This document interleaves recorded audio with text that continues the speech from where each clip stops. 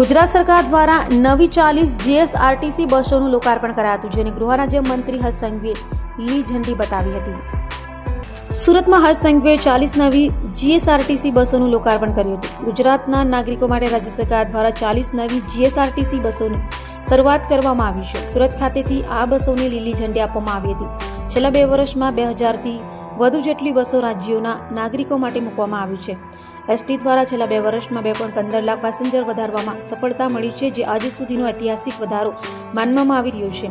તો હર્ષ સંઘવીએ કહ્યું હતું કે હું એસટીના સૌ ડ્રાઈવર, કંડક્ટર અને તેમના પરિવારજનોને આભાર માનું છું। આ પરિવારના સભ્યો રાત દિવસ મહેનત કરીને રાજ્યના નાગરિકો માટે સુવિધા વધારવાનું કામ કરી રહ્યા છે। તો સાથે એમ પણ કહ્યું હતું કે મા અંબાજીની ભક્તિ જોડે આ વર્ષે નવરાત્રી દરમિયાન ઓપરેશન સિંધુની શક્તિ નજરે પડી છે। રાજ્યભરમાં અત્યાર સુધી 7,000 નાના મોટા આયોજનોમાં ઓપરેશન સિંધુના થીમ ઉપર ગરબા જોવા મળી રહ્યા છે। તે થકી દેશના સરહદના સૈનિકોના મનોબળ વધારતા ગરબા રમતા ખેલૈયાઓ તથા આયોજકોને ખૂબ ખૂબ અભિનંદન આપું છું। હા મુકેશભાઈ, શું કાર્યક્રમ આજે રાજ્ય સરકારનો? આજે ગુજરાત માટે ખૂબ ખુશીનો દિવસ છે અને ઐતિહાસિક દિવસ છે, કેમ કે આજે 40 જેટલી અત્યાધુનિક બસોનું લોકાર્પણ આદરણીય ગૃહમંત્રી, રાજ્ય પરિવહન મંત્રી શ્રી હર્ષભાઈ સંઘવી સાહેબ દ્વારા કરવામાં આવ્યું છે।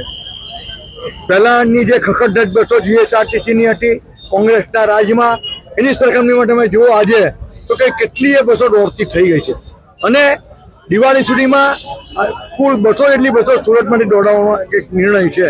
આનાથી ગામડાથી ગામડા, શહેરથી શહેરની કનેક્ટિવિટી વધશે, રાજ્યનો આર્થિક અને સામાજિક વિકાસ વધશે।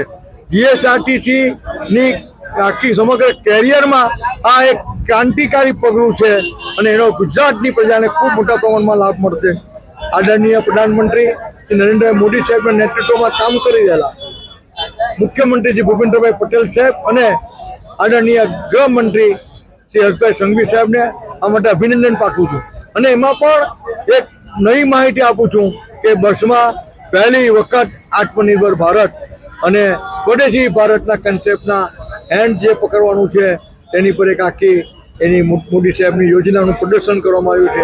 તે એક આજે નવો નિર્ણય છે, એને માટે પણ અભિનંદન પાઠવું છું। આધુનિક બસોમાં શું સુવિધા આપે? આધુનિક બસોમાં એક તો ઇન્ક્લાઇન સીટો છે, એસી છે। એસીમાં પણ જે ફ્લાઇટમાં તમારી સુવિધા હોય કે એસી બંધ કરવું હોય તમારે માથા પરનું, એ બંધ કરી શકો છો અને 70% ઇન્ક્લાઇન છે। સીટોની જે બેસવાની સીટો છે એ પણ કેટલી બધી કમ્ફર્ટેબલ છે।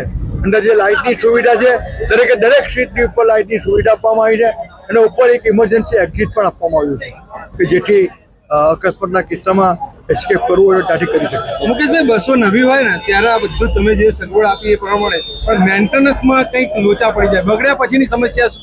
મેન્ટેનન્સ માટે પણ જીએસઆરટીસી ખૂબ સુંદર કામગીરી કરી રહી છે અને ખૂબ સરસ વાત કરું તો જીએસઆર જેટલી જવાબદારી જીએસઆરટીની છે મેન્ટેનન્સની, પહેલાની તમે સ્થિતિની સરખામણી કરો તો આજે તમે જુઓ જૂની બસો લોન્ચ કરવામાં આવી હતી એની સ્થિતિ આજે પણ અત્યારે એ સ્થિતિમાં છે।